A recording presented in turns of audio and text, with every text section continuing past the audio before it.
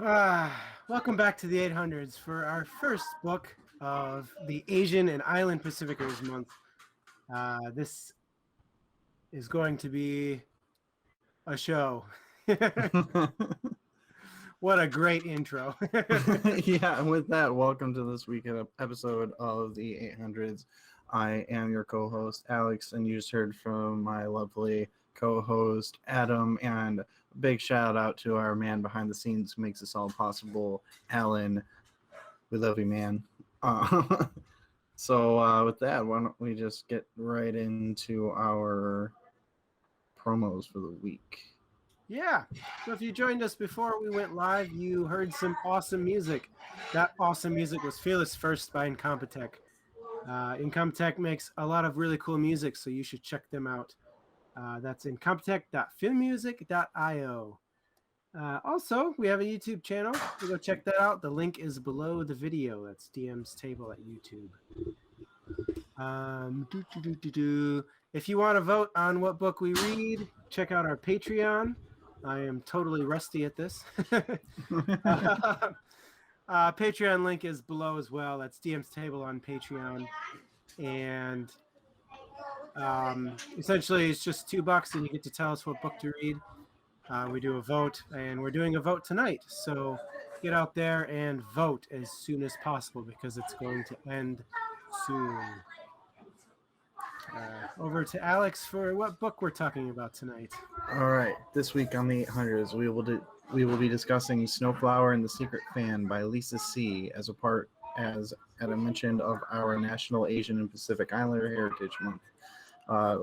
Dewey Decimal Designation 826.92. So our book this week follows the life of a girl named Lily as she grows up and grows old in 19th century China's Hunan County. Her life, along with that of her Laotong Snowflower, are intertwined and told through letters and the eyes of Lily and through their many secret writings in their women's language Nushu on, you guessed it, fans.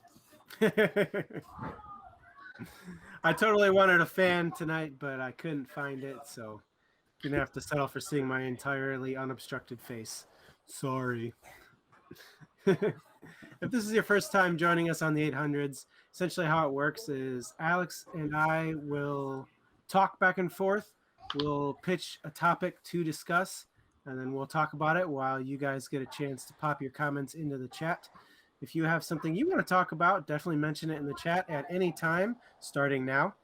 And we'll try and weasel it in there as soon as we can. We really like when questions come from the chat to talk about. Gives us a chance to be true to our perspectives instead of giving an answer that we've thought about for a while. So it's really cool. It makes it feel more live than recorded. So yeah. Pop your questions in there and pop your answers to our questions in there as well. Yeah, that real book club feel. And with that, just the quick usual reminder that this show isn't geared towards kids. We do cover adult themes and topics, and while we try not to swear too much, it does happen.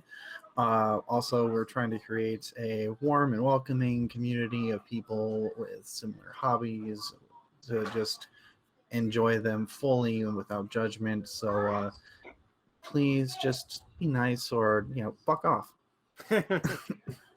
Every time. And also thank you, K-Brock, for this wonderful suggestion to our show. This book is unlike anything else that we've read so far on the 800s. It's nice to have some variety. So with that, let's go ahead, Alex. I was just gonna, echo the shout out. Thank you for throwing something at us that's completely new and outside of this show's wheelhouse. Honestly, we can just dive right into the first impressions. I really enjoyed it. I'm always one of those types of people who actually enjoy seeing different perspectives than my own, whether that be culturally speaking, or if it's gender, or in this case both, or any, just something that lets me broaden my perspective of the world. And this did that on so many levels.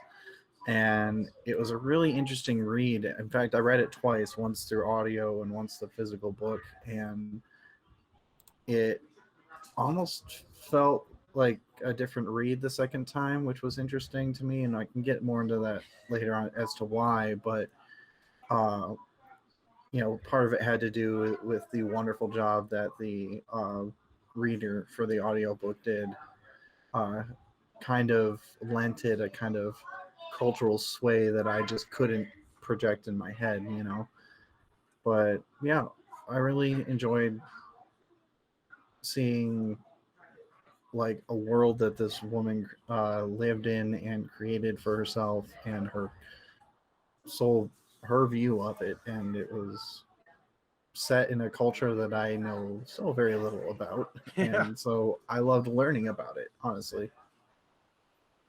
Yeah, to give a kind of pros cons approach to this, I very much liked learning about some of the cultural aspects that I had no idea existed, like foot bindings. I never knew that was a thing. Um, all of the specific cultural norms that the women follow. That's something that if I had never read this book, I would have never known about. So that was, to me, that was what brought this book an interesting side. I did a lot of Googling while I was reading, while listening.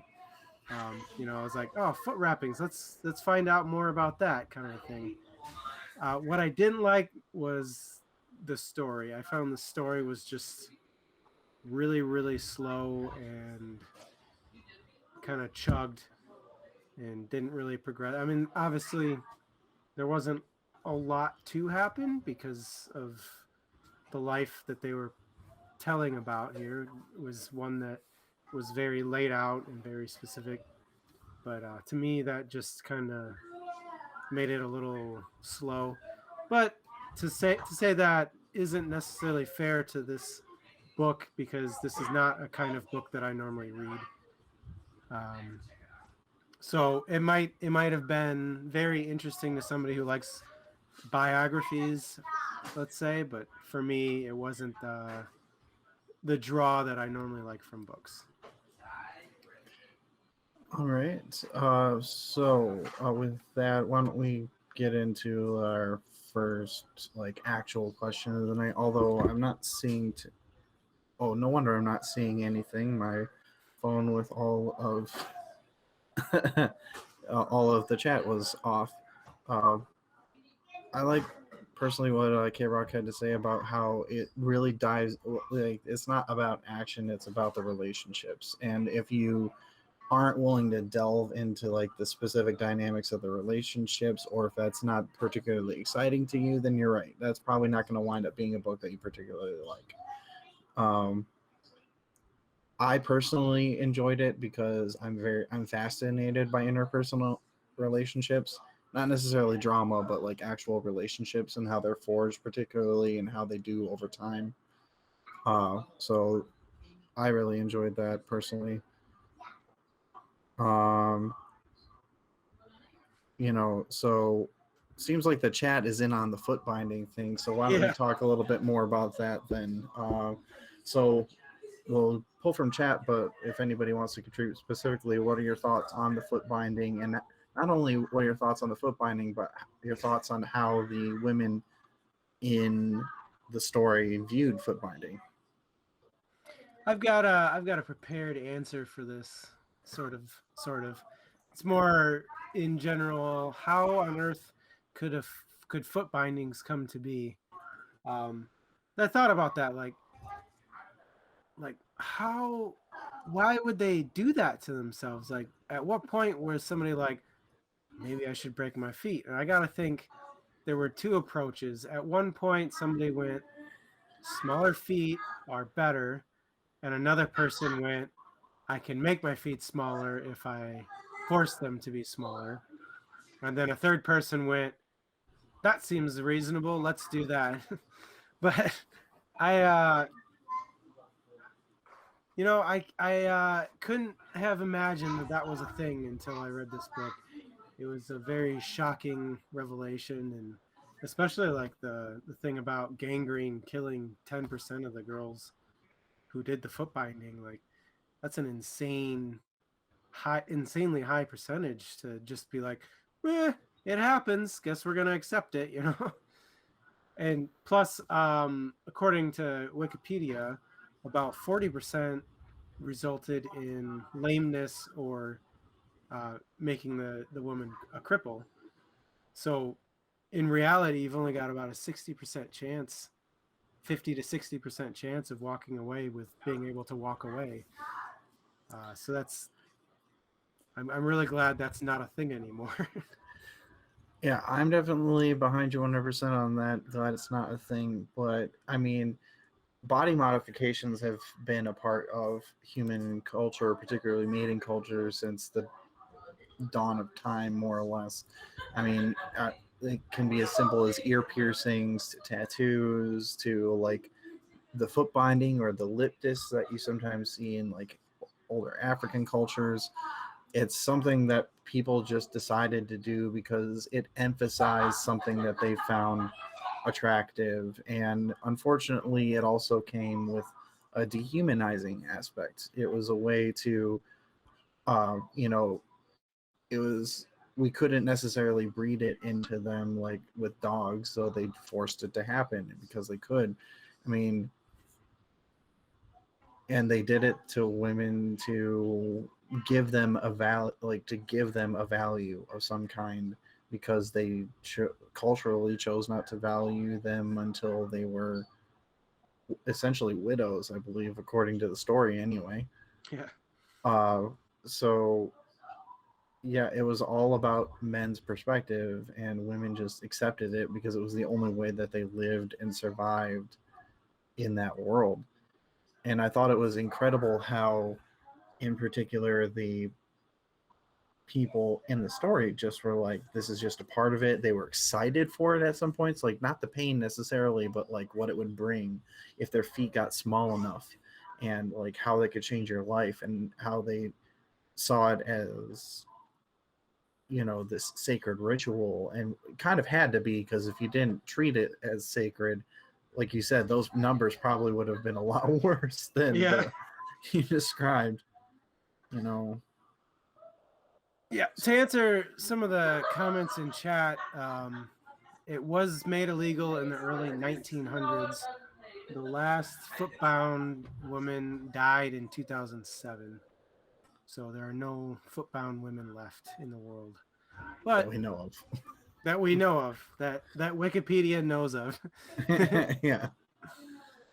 I definitely agree though. Like, it's definitely part of the is that women can't run away if their ability to balance is severely hindered, and um, Yeah, makes it you made it made them docile because they either had to do what their husband or other males in the home wanted them to do, or they had no choice but to take a beating because they couldn't get away. yeah, and it was really intense hearing about like how that affected them in like during things like wartime. You know, they were like carried in carts not out of courtesy but out of necessity, because if not, like going up the mountains was like severely more perilous. Yeah, um and when you're dependent entirely on men to keep you alive, more or less, or at least for shelter anyway, it, like you said, makes you more docile and makes you accept things that I don't think they would have otherwise necessarily. I mean, that was kind of the whole attitude behind one of our main characters. We can get into that a little bit later, unless you want to roll into something about that now. no, that's all right. Um, so, yeah, V.S. Drake brings up a good quote from the book: "A dog is better than a daughter," and when you have that kind of mentality about somebody and you have that ability to dehumanize them, like doing whatever you want to make them more aesthetically pleasing, it's surprising how good at that we are as human beings, and we shouldn't be, but we are. And Yeah. because like I said, you can see stuff like that in cultures across the world, although I don't know how many of them were restricted entirely to women, but in European culture, I got one word for you: corsets. Yeah. Corsets. Whew. In fact, I do believe they get mentioned in this book, don't they? At one point, that women cinched their waists, and they were. It was kind of funny to hear the Chinese women making fun of the fact that they had small waists. It's like, why would you do that when you want wide childbirthing hips? you know, or waists. to, to put a topic on this, let's talk about the importance of tradition All right. to in the book. Um, and by that I mean like how much, like what were some of the traditions that especially stood out to you and seemed like something that wouldn't normally be in our culture, but because it was in Chinese culture, we're now exposed to it because Lily just expected it as the norm. Well, aside from the foot binding and the general, um, idea that you're bound to the home, I was really surprised at not just out of necessity, but like how the hierarchies were formed, like in their relationships based off of things like fortune. Like I know that luck is a huge thing in Chinese culture, but like I've never seen it through the prism of like women's um like a woman's full life and how that could you know go into bringing them the right friends, the right family, the right husband. And like I guess I just severely underestimated how much impact that had in their lives, because I guess when you grow up in like a Judeo-Christian type of community like I did, you I think underestimate the impact that other most other religions have on the lives of the people in them. And this was based off of like their version of Buddhism, and it was taken extremely seriously. It was how they interacted with the world. And I thought, like, as a whole, the traditions that were centered around that were fascinating to me. Like how the Lao Tong was chosen was the 8 characters, which I kept trying to look that up and I couldn't quite ever nail down where the 8 characters came from. Their foot size had to match. They had to be born on the right days. Oh, and I loved hearing about the personalities, like from the Chinese zodiac, and how people just played into them. And Yeah. I kept wondering, is that like a chicken or egg scenario? Were you born into that, like they said, and it just happened to be that you fit it and they would like fit the description to that person? Or did the person end up being treated that way because of when they were born, and so they fell into those behaviors? Like so the rat mother-in-law for Snowflower, and the horse. Snowflower and Lily were horses. Woohoo, go horses. Honestly, I think a big factor with the sign thing is you learn to recognize it because you know it. So because you know that, because Lily knew that Snowflower was a horse, anytime she was was it stubborn or whatever that the horse was known for, she went, oh, that's the horse in her. Where if she wasn't being stubborn, then she just wouldn't naturally think, oh, that's the horse in her. I Yeah. think I think we all have a bit of everything in us. I mean, that's the way a lot of those are set up, is fairly generic characteristics with just enough contradiction in them that like there's always an exception to the rule. And if if this main thing doesn't fit you, then you're the exception. And then that covers everybody. you know, more or Yeah. less. Stormreed took the thing that I kind of found interesting is the traditions with living at home or even visiting at home. So like you wouldn't live with your husband's family until you were pregnant, um, or was it until you gave birth or something like that? Hmm. You would get married and then you would go back home.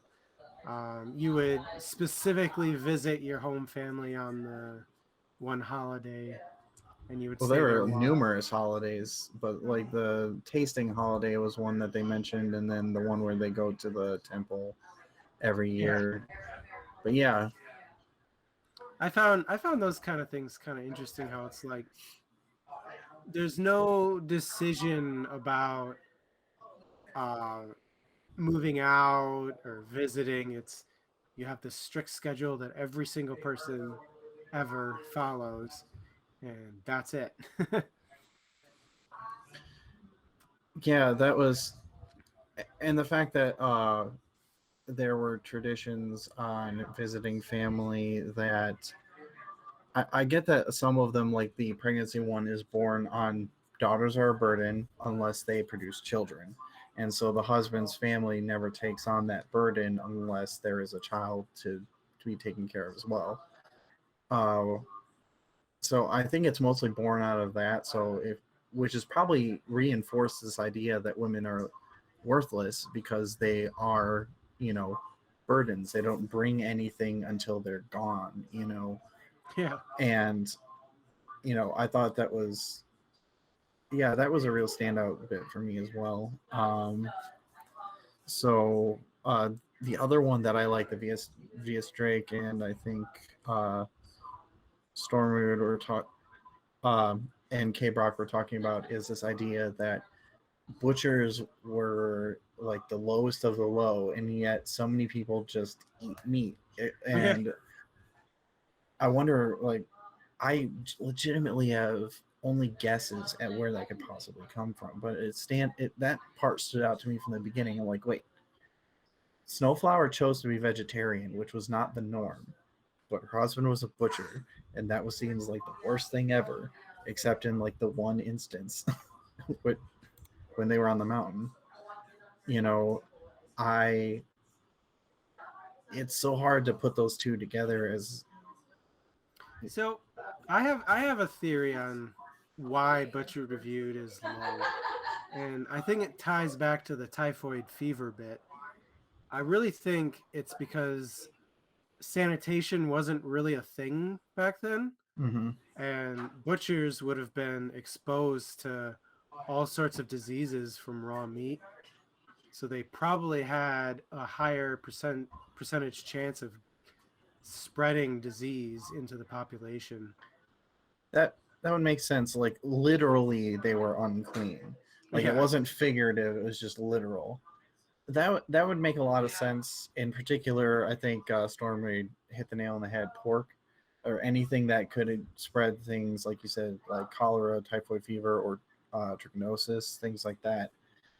It is something that I kind of get it, but they tied it to the religion again, that Buddhist ideal of cleanliness from the not take like apparently you can eat the life, you just can't take the life is like apparently the distinction, because I think that might have been like the religious justification, but it was probably born from something like you said, fairly practical, like a lot of things are in tradition, you know. So let me ask this. Do you think Lily's mother in law during the typhoid fever outbreak, when she got upset and went and grabbed a chicken for dinner and presumably killed it herself, do you think that was metaphorical of she was dropping to a low state? Like, do you think that was predicting her death? I didn't think it was necessarily predicting her death, but I think it was more so showing the desperation of the times they were in, where people would, survival overtakes all. Survival becomes the most important. There's several instances of this showing up, but this idea that there are times when we break with tradition. There are instances where even the most like law abiding rule following people will break tradition for the sake of something that they believe is essential to their lives, whether it is actually essential or not. And I think the reason why it had to be the mother-in-law is because she was that epitome of the traditional wife and mother-in-law and runner of the household, and to show that she was willing to give that up and that it took the most desperate of moments for that to happen. I think that's what my interpretation of it was. So I really read a lot into it because her mother-in-law was very against her visiting her Lao Tai because it was a butcher's home. And then she butchers a chicken near the end. So I think that kind of symbolized that it wasn't really that she had a problem with Lily visiting the butcher's home. I think it was more she had a problem with Lily or Snowflower in that matter. I just assumed it was a social standing thing. Uh, you know, it didn't matter. It was just a matter of you don't associate with people that are that far below you. Like that's just something you don't do. And that's the rule. And so she followed it because that's tradition. And uh, I don't remember that vs Drake about the killing, sacrifice of chickens to ward away bad spirits. I, I mean, it could be, and I'm just not. It didn't register with me properly. Um, I I don't know. I thought because again, remember that as real as this stuff was written about, as real as the stuff that this was written about, the people in it are fictional, and I thought there is a deliberate choice to have the mother-in-law do that because for the reasons that I mentioned, and I thought that was a good choice personally. Yeah, Um, I for my remember. interpretation of it anyway. Yeah, the thing V.S. Drake is talking about is when Lily visits her husband's home for the first time. They kill a chicken at the entryway as she enters to ward off bad spirits that might be Oh, coming with her. oh yeah, no, I remember that now. I was thinking strictly Yeah, like in the typhoid scenario. And yeah. yeah, I was like, I don't remember that happening there.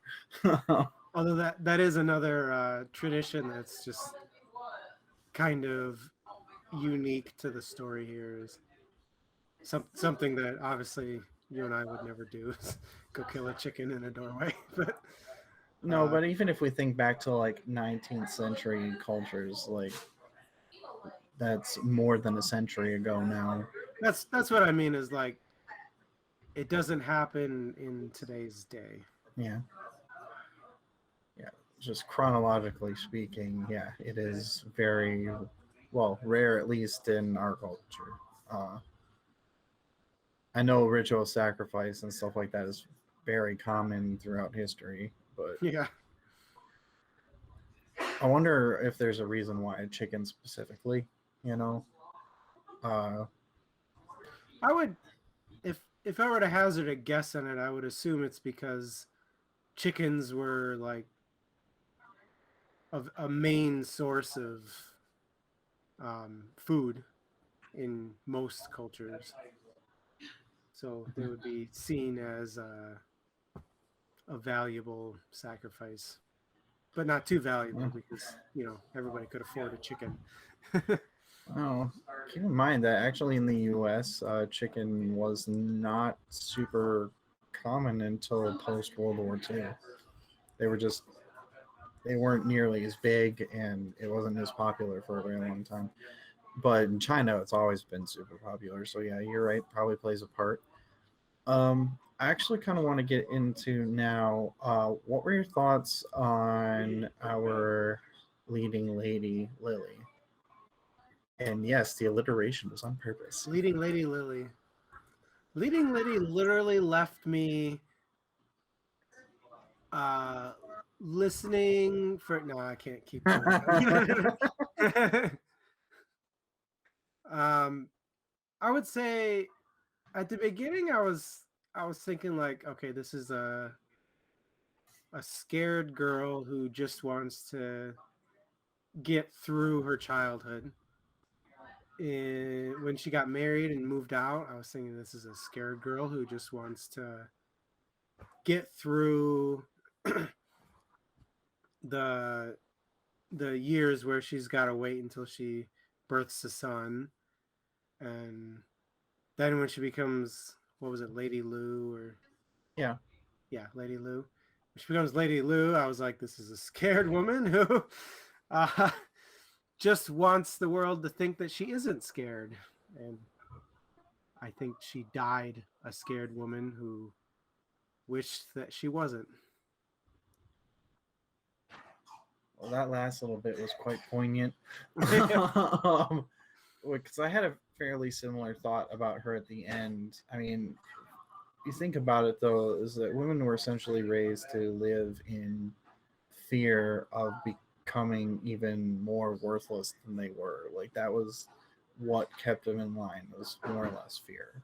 Yeah, like, but they wove it into traditions that they were supposed to be proud of, and I thought her her view of the system of Chinese culture at the time was an interesting way to experience it, because I've done a little reading on like what Chinese culture was like, and a lot of it is based on you everybody is a servant of the emperor and a servant of the will of the nation of China, the empire, and everybody is essentially just an extension of the emperor, who is a essentially avatar of the divine. And it was really interesting to see how that trickled down to people who were effectively in that culture on the bottom rung, you know, and how meticulous you have to be about enforcing that stuff to get it to that point where the people not only accept it, but Lily spends her entire life leaning on those writings, on those traditions, on the things she was taught to get through some of the most emotionally turbulent times in her life. Mm-hmm. Like, Definitely. so she bought in, she drank the Kool-Aid hard. um, is like right up until probably just about the very end when she was like, I think it wasn't until after Snowflower passed away that she really started changing and realizing that there was something more out there, you know. I And think it was surprising to see, like, considering somebody who talks about disliking so many parts of that culture, how she kept falling back on it despite the hurt that it caused not only her but the people around her. She wouldn't even try anything else because she had been taught that this is all there is. I think the hardest part for me was she kept coming back to the quote, "Obey, obey, obey, do whatever you want." Yeah. And she reached that "do whatever you want" stage like super early in life. Her mother-in-law died pretty early on, and all of a sudden she found herself as Lady Lou, and she was still telling Snowflower to obey, obey, obey, when she could have at that point switched over to be like, I'm not following these traditions as specifically anymore because I don't have to, so I'm going to tell you what I honestly think. And that part, I think, was really really hard for me to listen to when she still was essentially abusing her friend and living the high life. Yeah, I really did honestly struggle with that part too. It made her really hard to listen to in those times because I think we have the luxury of coming from a perspective where we've had choice, and I just kept trying to think about, like, what would cause me to say those things, to keep falling back on those things. And it just reminded me of this idea that when something works for them, people just assume that because it worked for them, it should work for everybody. If you follow XYZ, then ABC will happen, or vice versa, whatever. Hmm. And it is really difficult to see a person not willing or able to think outside of that, because I wonder if there's a whole questioning of their entire selves if they question even a piece of that, particularly Lily. Or you have to do the complete opposite, like Snowflower did, and just reject all of it. And or as much as you possibly can given the circumstances. And it was so frustrating to listen to, and to just, you wanted to reach through the book and just like shake her by the shoulders, like, open yourself up to something more. See your friend is in pain. Come on, get your head out of the past. And Yeah. everything looks like that in retrospect. But again, if that's all you know, how do you look outside of that? I think that's Especially if really, it's worked. yeah, that's really the tragedy of the story is she had no choice for so long that when she did have a choice, she didn't give herself the choice because that's just what she was used to. That's all she knew. Yeah. To throw it over to the chat though, via Drake, she was very oppressed and it messed with her flow of life. Yeah, very much so. That definitely goes along with everything we've been saying about how when she had the opportunity, she just couldn't break out of the cultural norm. In Storm Reed, I think over time she comes to understand her mother. I would definitely agree with that because especially when she got to like the foot binding part, Mm-hmm. um, I think she leaned back on the way her mother acted for her own foot binding, and probably at that point understood that the things her mother did because of tradition, not necessarily because she hated her daughter. Well, and even the emotional aspects of it, there's a certain channeling of your life into this process, because it is so defining about this in how it's done and what it does for your life if you do it the right way. And when you're channeling everything that you've felt, everything that you've repressed for so long into this process, it kind of passes that down. And it doesn't necessarily mean you're inflicting that pain, it's just you're reliving the emotion through this, because it is a painful moment and you're sharing a certain level of vulnerability. And I thought it was that I think that was actually probably one of the more powerful scenes for me in the book, is when she was binding her daughter's feet. And that along with Snowflower's death. But And that was really full circle at that point, right? yeah.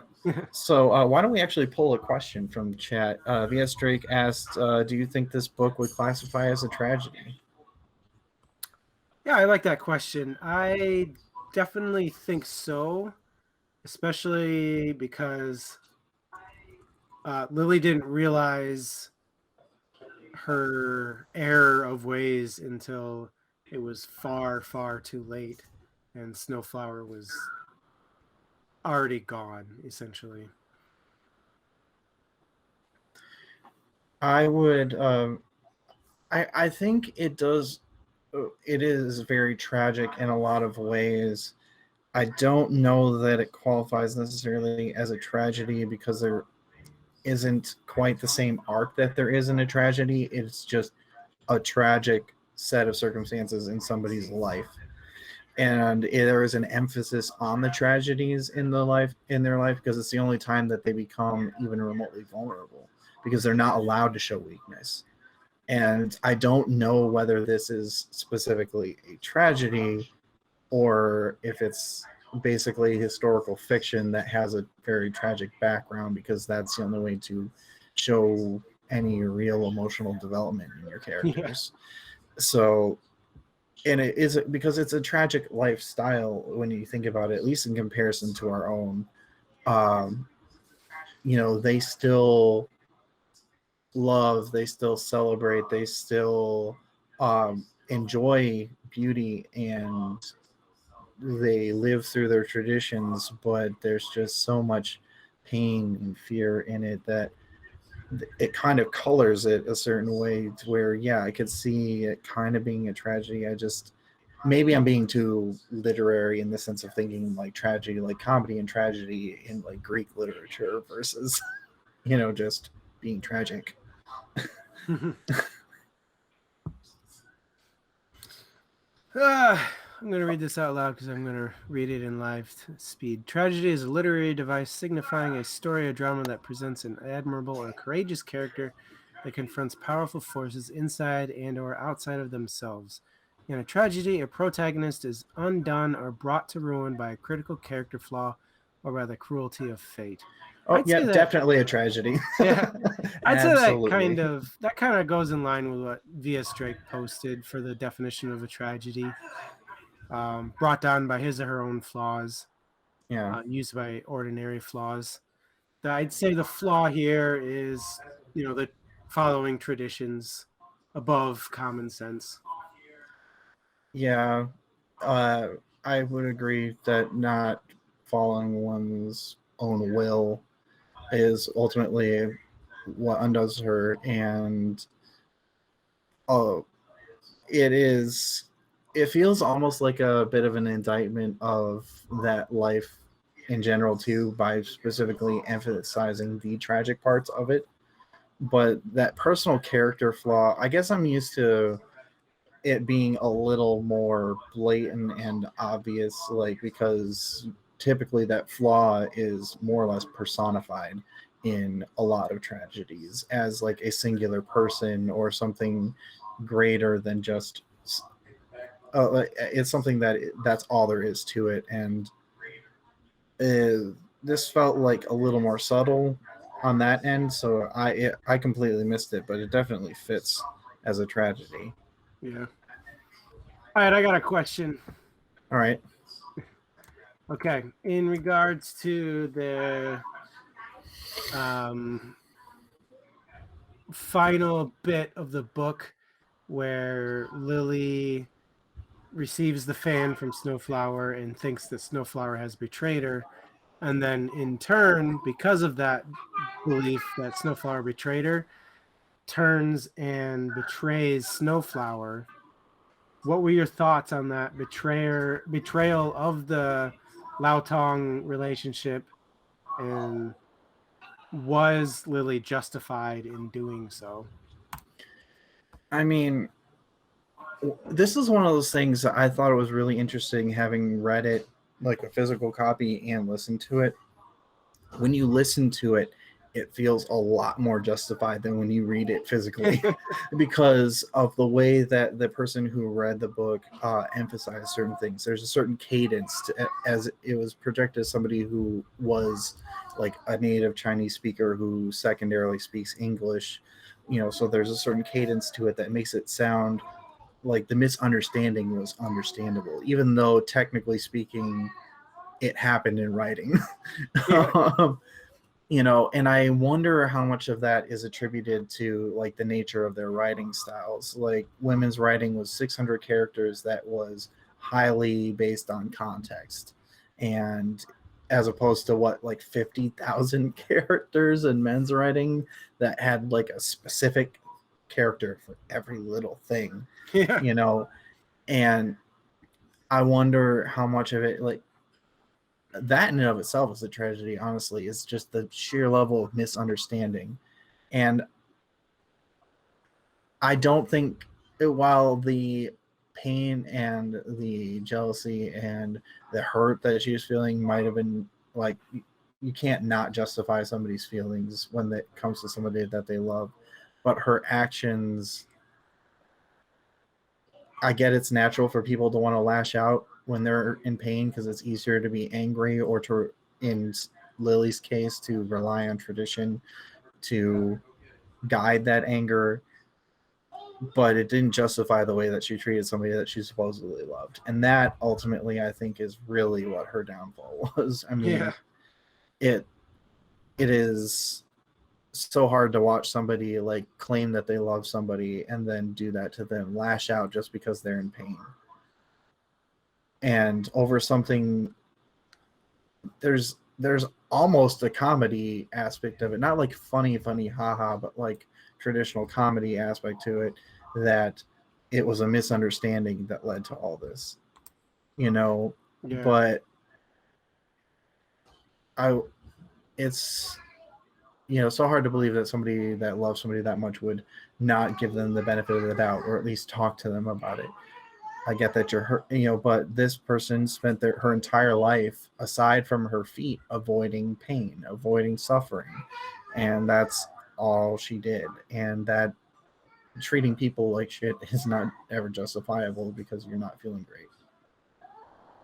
Yeah, that's, to me, that's what I come back to every time I think about this is two wrongs don't make a right is something that is kind of ingrained in our generation specifically, I think. And just because even if, say, Snowflower did betray Lily and joined what was it called, the pact with multiple women who would be friends. It was a sworn sisterhood with those women from their village.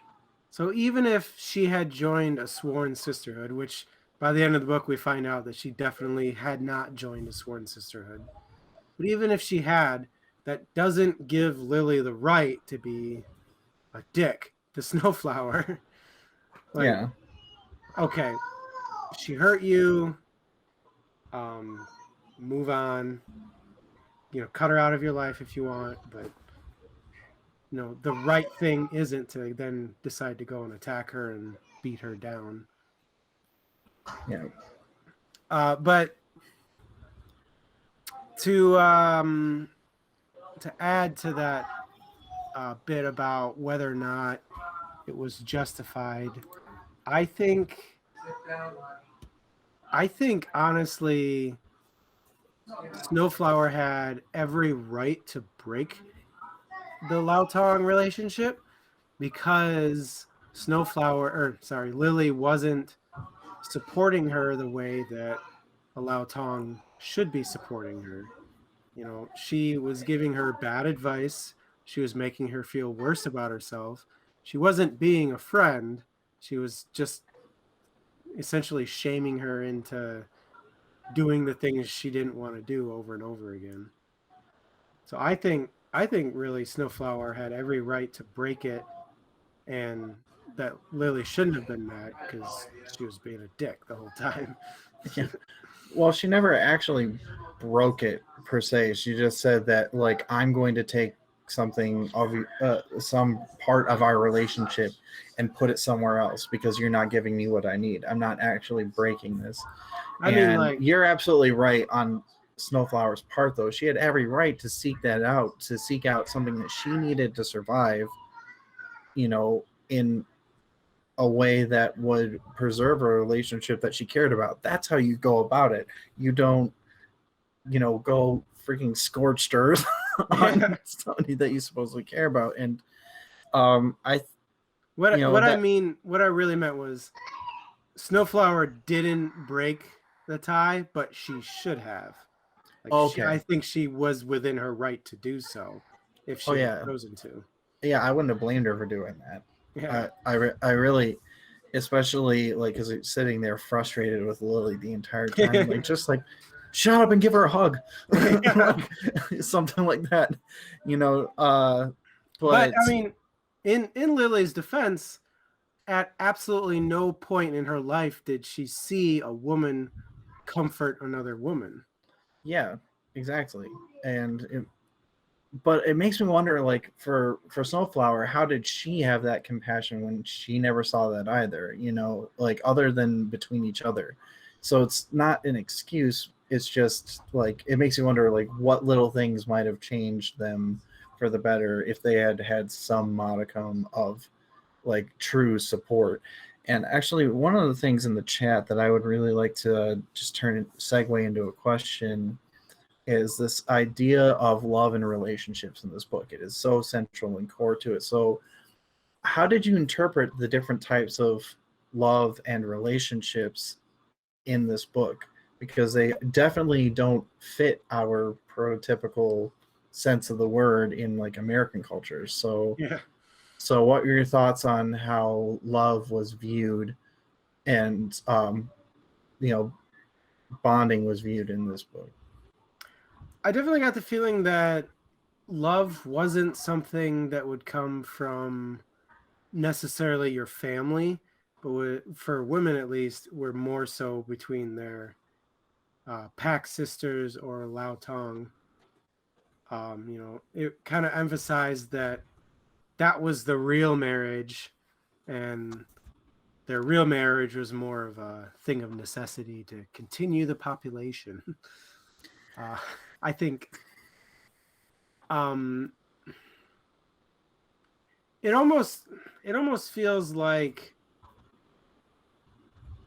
necessity of survival kind of a thing. Mm-hmm. Like love was inserted into these women's lives out of necessity. Otherwise, they would probably all go crazy and wouldn't be able to stand life. Crazier. Where, well, yeah,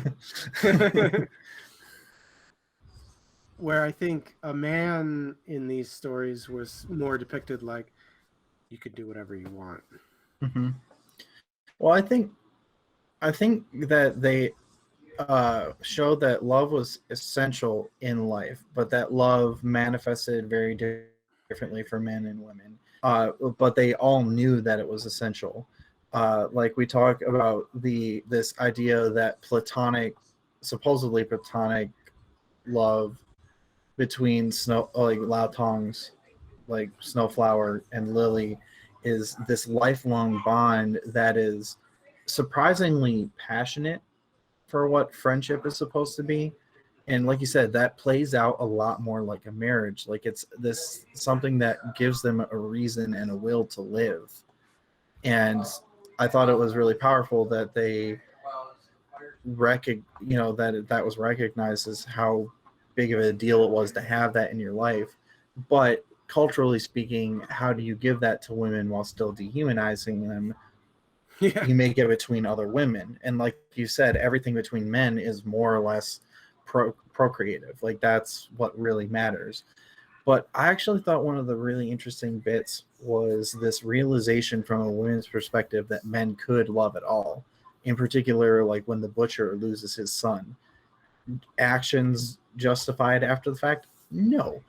But like the realization that this guy loved the son as much as the mother did, that it wasn't just carrying on an heir. Like this person was mad with grief, and that even with daughters, probably mourned their loss. And like having that little realization, I was so hoping that Lily would have more character growth from that moment than she yeah, ever actually did. Like, because I thought maybe that would open her mind up, but like it was interesting to see. Like, I didn't realize that that was even how they viewed men. Is the men don't love, like that's not their thing. I thought men were detached, but they still love. But there is no. That was the assumption. Is men just don't love. They're yeah, practical. They get things done. They're there to continue on the empire. They're there to expand knowledge. They're there to make grow food and manage the land. What is it? They call it the outer realm versus the inner realm. hmm, Yeah, women live in the inner realm and men live in the outer realm. And I thought there was a detachment there, but I didn't realize there was an absence there until that moment. And it made me realize, oh, dang, that's really how opposite these people like view each other's worlds. And, their definitions of love just don't fit what we think of, because like you said, the platonic relation or the friendship relationship love is the one that plays out more like a marriage. It's passionate, has that kind of same jealousy reaction. It was really yeah. intense to read about for me. That's what really actually drove me through the story was that, you know, So, kind of jumping on K Brock's comment, matchmakers had it made. women to women and women to men. Uh, one thing that crossed my mind is like nobody in this. I don't know if it. Okay, let me restart. I don't know if historically people would question matchmakers at all, but at least in this story, it seemed like nobody gave a shit about what matchmakers said. Like they just assumed that they were right about everything. And like, I feel like to be a matchmaker, you could just be like, give me a group of people. You go with you, you go with you, you go with you, you go with you, you go with you. Pay me now. Honestly, it probably wasn't all that different, but I know that there's a certain level of respect, and like my guess is like you would have to have those first ones that you picked out be successful for that to continue. And if you're lucky enough for those matches to be successful, then I think you just get the benefit of the doubt, you know. Yeah. But like At a certain point. what defines success? Because like to me, what I took out of a successful marriage is you had sons. So you've got a 50% That chance. might be the definition of them. Yeah. So Yeah, long like I as you said, have luck more plays a than huge one part. kid, you're probably a successful matchmaker, right? I mean, you would think so. I mean, I also imagine it takes no small amount of charisma, and you have to be the right. And for women, you would have to be in the exact right circumstances. You have to be widowed. You have to have like played your part in society, you know, and you have to be business minded, like Lily like to say. Yeah. There's a savviness to it too, and an understanding of people. So like it, but relatively speaking, they just kind of had the run of it. If you had just a little charisma, business sense, and luck, like that's more or less all you needed. So I think chat. Misread that.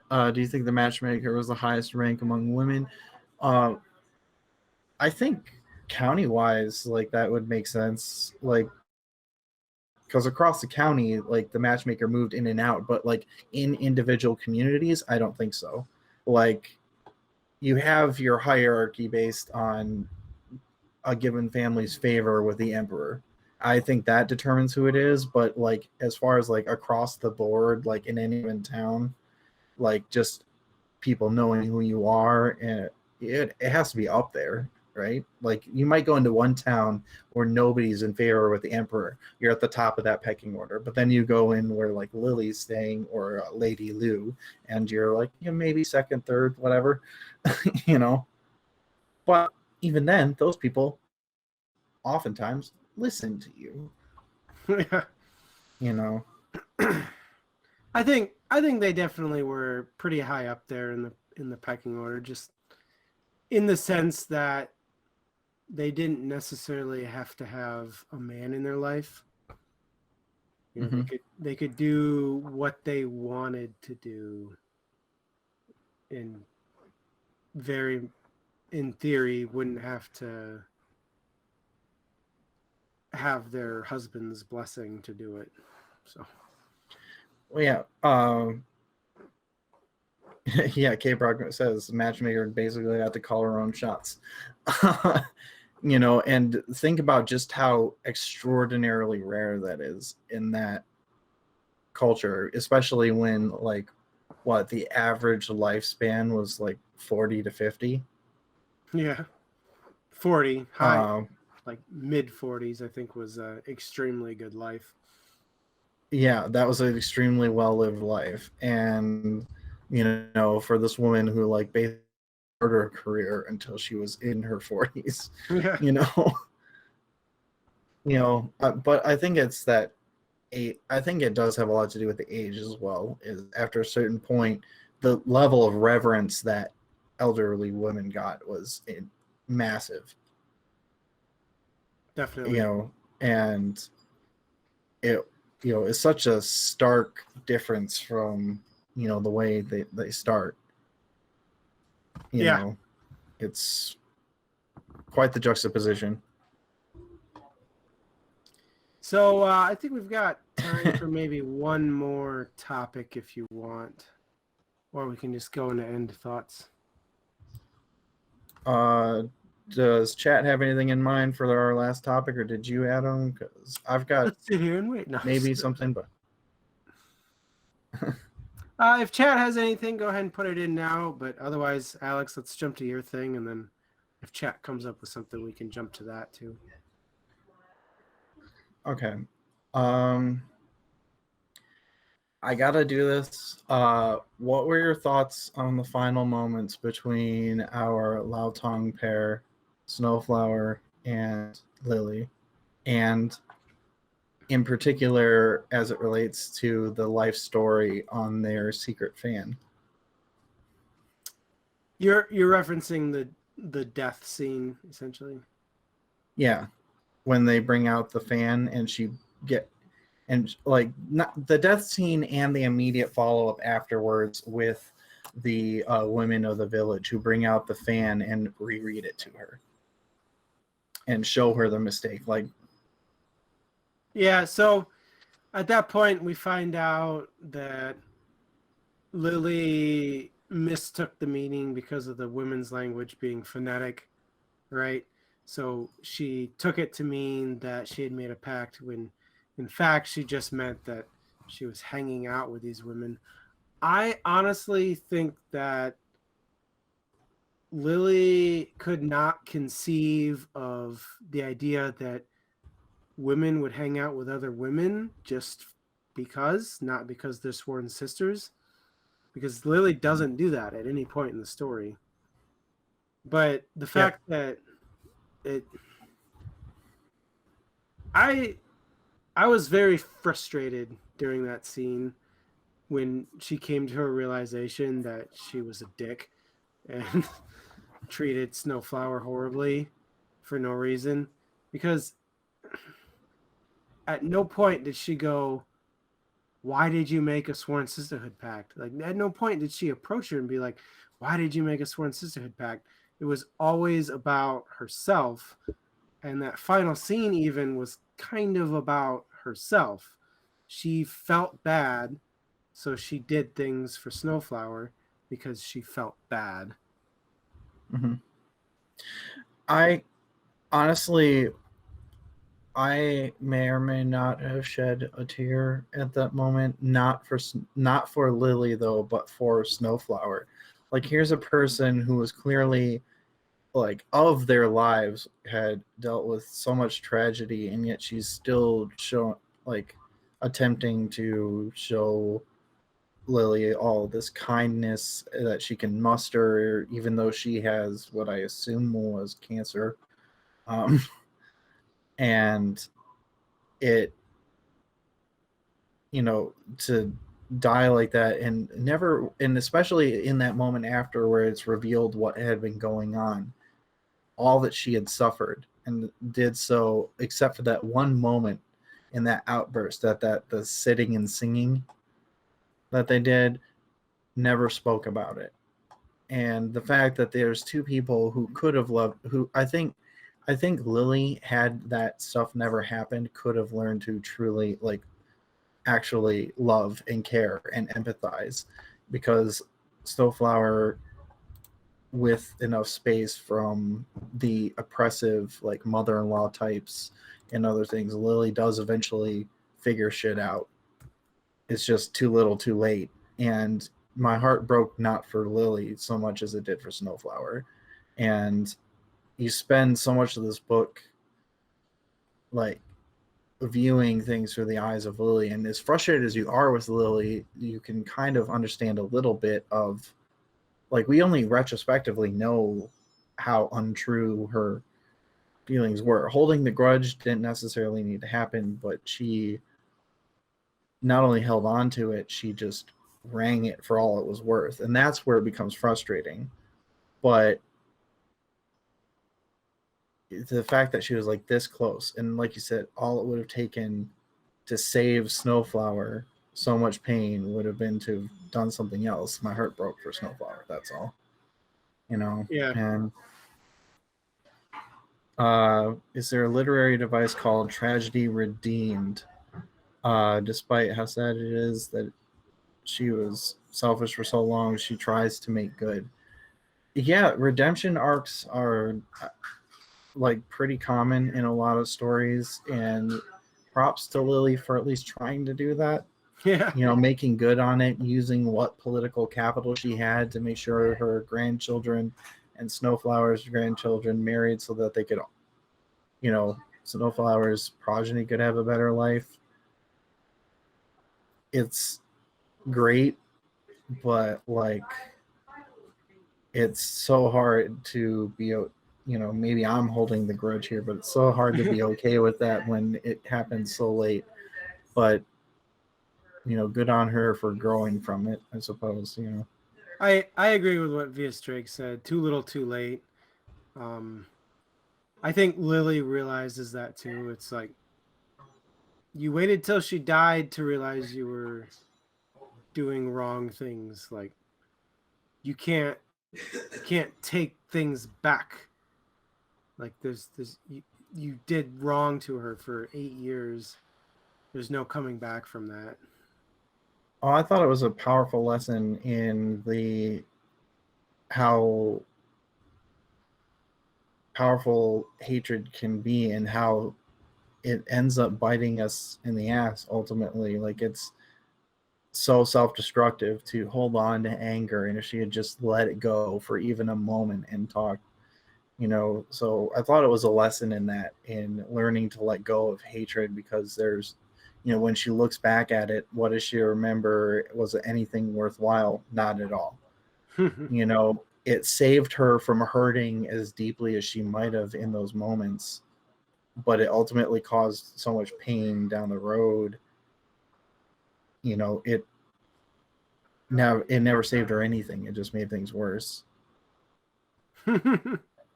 Apparently, Via Drake is changing their view on the book. I'm not sure to exactly what, Well, but let's get into that part then. well, Snowflower, the forgive. That's the other thing that really got me. Thank you, Stormreed. Is the forgiveness that Snowflower shows Lily when she didn't deserve it at all. That's true fucking love right there, man. I think that was definitely really powerful is that Snowflower never gave up on Lily. Like that's what Lily should have done when she thought Snowflower betrayed her. Yeah, And she didn't, but Snowflower, even though Lily for reals legit betrayed her, not only in her bond but like to the entire village, she destroyed her reputation. Snowflower is still like, well, I still love you because you're my love tongue. you're my Lautong. You know, yeah. Okay. Can I think we should probably wrap it up on that slightly uplifting message there. Before we start going down another negative rabbit hole, I'm glad we were able to turn your mind around via Stray, because I did think that this was a surprising depth in the relationships in this book. So why don't we roll this into final thoughts? Yeah, I'm gonna stick to my guns. This was not my cup of tea. Um, I enjoyed learning about the historical culture through this book, but the story, like it had a severe impact, but it left me very uncomfortable. Like I felt very frustrated that Lily couldn't really do anything to recover from what she had done to Snowflower. And to me, the book only got interesting after the war scenes. So Mm-hmm. when they flee to the mountains, those mountain scenes, and then after the mountain where Snowflower is struggling with coping with her Mm-hmm. life and what she's gone through and what she has to continue to go through, and Lily being Lady Lou and being a dick. Those parts I found kind of interesting, but super cringy. So I don't know if I could give this a recommendation. But again, fictional biographies is not my usual cup of tea. Yeah, there's definitely a lull there in like the middle to middle second half of the book. But overall, I enjoyed this book specifically. Well, I do enjoy reading about relationships and different perspectives. Not and like the cultural learning was obviously really fun for me as well. But I I get that it's not for everybody. In particular, when you focus a lot on relationships. So the fact of the matter is that human relationships and life in general are messy. They leave Yeah, you feeling uncomfortable and annoyed and frustrated, and some you can't go back and change stuff. Mistakes are made, and you just have to find a way to live with them. And this book, I thought, exemplified that pretty well. And for me, while it wasn't always comfortable, I found it to be an enjoyable read. And for somebody who does like historical fiction biographies and who likes um, good emotional stories, I would absolutely recommend this book. But for somebody who wants something that has a little more adventure or action to it, probably not going to be the cup of tea. yeah. I will say this about my perspective on this book. I definitely can't think of a way it could have been done better. I think the writing style was excellent. It was very colorful. The descriptions were great. Um, it had a very unique voice to it, but it's just this kind of story is not my cup of tea. Yeah.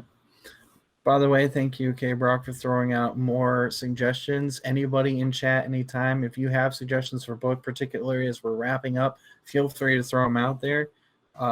We will definitely add that to our list of possible books. Sea Women about pearl diving culture. That sounds interesting. Uh, you know, uh, Stormy, yeah, definitely hard to read book. Could be slow at times, considering that it was so short. I actually found it was faster to read audiobook wise because you had somebody lending a little life to the characters in a way that I just couldn't in my head. But that was just me.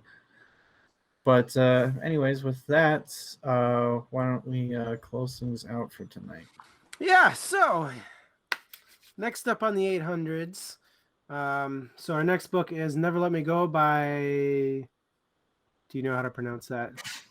Um, Never Let Me Go by. I don't have the book in front of me. I I'm gonna just go don't. with Kazu Kazuo Kajua Ishiguro. Kazuo Ishiguro. What Alex said. That sounds way better than what I said. Kazuo Ishiguro.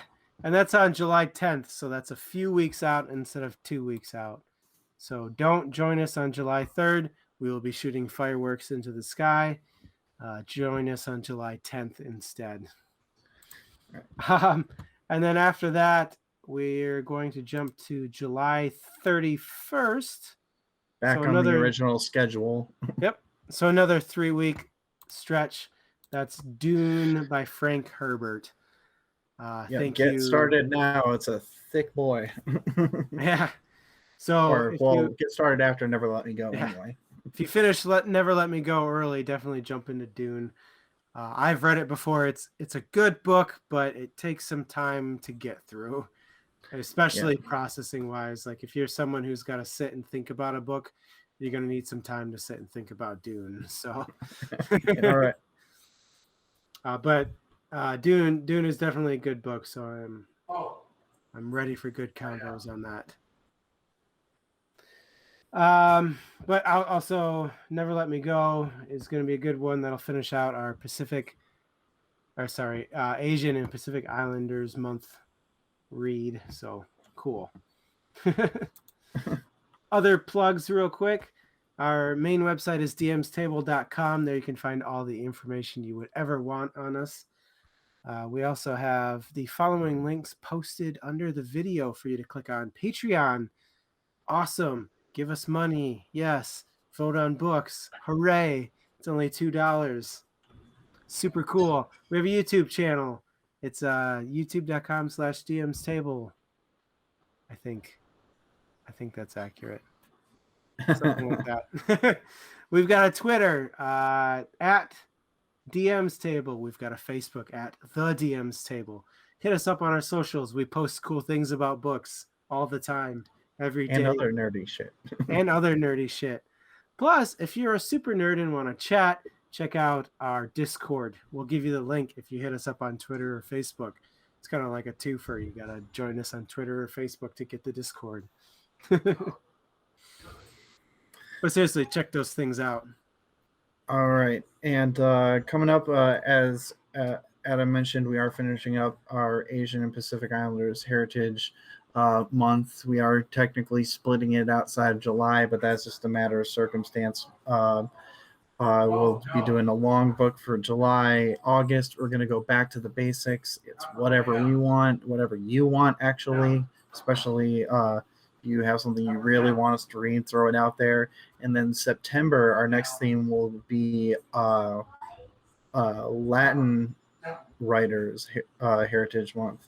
So send us in your book suggestions from any Latinx writers out there that you enjoy, and we'd love to have some more on our docket. And with that, I think that'll wrap it up for this week. So Thank you, everybody, for coming out. Wonderful discussion tonight. Loved it. And it's good to be back. Yeah, thanks again, K-Brock, for suggesting this book. Like Alex and I have said many times in the past, one of our favorite things about the 800s is exploring books we never, ever would have picked up on our own. This book definitely fits that bill. So well done. Even though I did not give it a recommend, I am glad that I added it to my book library. So thanks again. And thank you all for joining us tonight. Yep. See you next book. Bye. Bye.